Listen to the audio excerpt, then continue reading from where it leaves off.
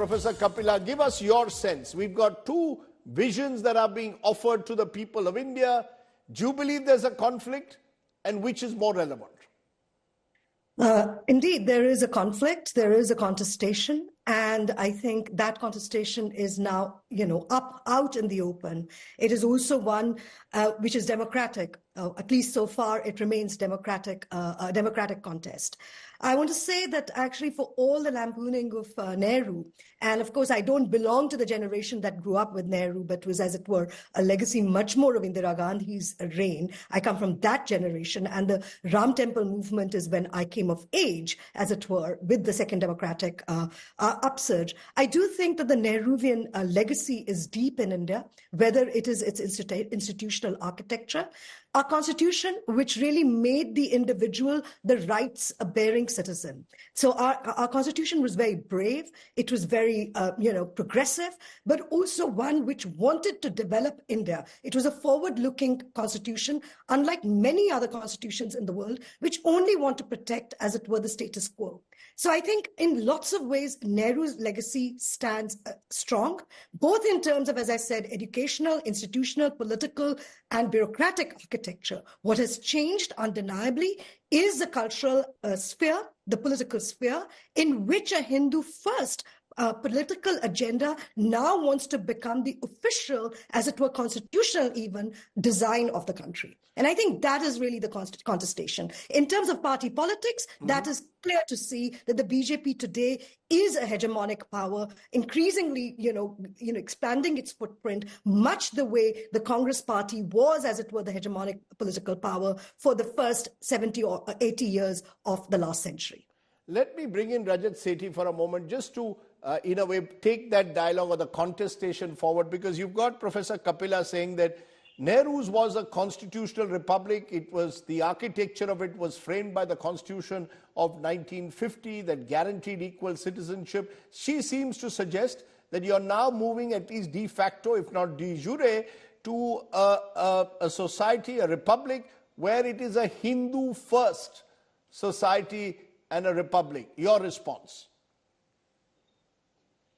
Well, Rajdeep, I see more than a contestation. I see an evolution. We've seen Prime Minister Nehru working hard to ensure that the scars of partition are healed, and he took certain decisions and steps in that direction, largely to heal a wounded nation. But that's far behind us. We are now racing towards a society which is deeply proud of its cultural heritage. It has shed its colonial burden completely. It has come out of that mold much more confident. Today, we can look eye to eye before the world and can proclaim that, yes, we are not just a nation state which was born in 1947, but we are a rich and a thriving civilizational nation which has withstood the test of time for more than 5 millennia. And that's what every young Indian is proud of. And I think it is this confidence which took time. It took us 6-7 decades to actually, for generations, several generations had to work towards this. But this current generation, the Gen Z and the Gen Alpha, is deeply proud of what we stand for. So I think we shouldn't pit one ideology against the other, but we should see it more of an evolutionary journey. And I believe that the India of the future would ensure that its secular credentials are kept intact. I'll come to the. We are not a deracinated society. We cannot be that. Okay, you're calling this an evolution, a new confidence that has come to India. Professor Mukherjee, you want to respond to what you just heard? That according to Rajat Sethi, this is an evolution. Don't contest Nehru versus Modi. The Nehruvian legacy was in a way shadowed by what had happened during the colonial struggle for freedom.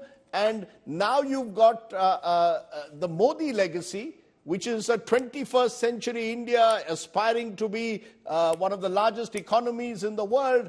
And a new self-confidence, he claims, has crept into India. I don't see, Rajdeep, this as an evolution. I see it as a complete inversion. it is not Nehru versus Modi. It is our national liberation struggle, our Indian national movement, the idea of India they had versus Modi. You know, from Dadabhai Naroji to Gandhi to Nehru to Bose to Bhagat Singh, none of them thought of India as a Hindu Rashtra.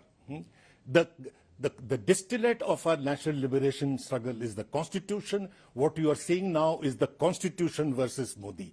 Modi is now saying Desh. His speech at the temple was Dev is Desh, Ram is Rashtra.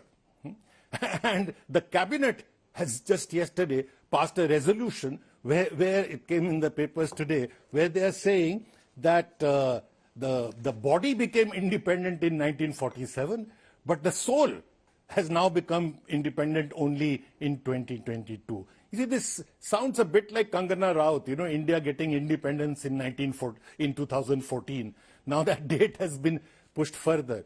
But this is absurd. You know, this complete inversion where now we are talking of a Hindu Rashtra. The 500 years of struggle. Which 500 years of struggle? Against whom? 1,000 years of struggle against Muslims. You know, it has got nothing to do with the inclusive, multicultural, humane nationalism that we had. Now what we have is, you know, a masculine nationalism where the very slogan, Jai Shri Ram, puts terror in the minds of the people. I just want to tell you that the Bhayandar riots, the Mira Bhayandar riots that occurred just the day before, after that there were these bulldozers on Muslim houses and shops, etc., run through the place. And what does the BJP leader say over there? He says, this is Nitesh Rane, he says, I'm translating, basically that because of what happened yesterday, which is what happened was that some people in a motorcycle, some shouting Jai Shri Ram, etc., went through the Muslim locality, the usual provocative stuff, and there was a scuffle, there was a bit of a riot. He says, Yaad rakhna kal ke baad, chun chun ke marenge, Jai Shri Ram. You see, this chun chun ke marenge Jai Shri Ram is not the Ram with whose name Gandhiji died. It is not the vision of either Hinduism or of the Indian national movement. And certainly, Gandhiji and the Indian national movement was absolutely clear that the future India is not going to be a Hindu Raj. That it is not, religion and politics are not going to be mixed. Gandhiji says it repeatedly. Okay.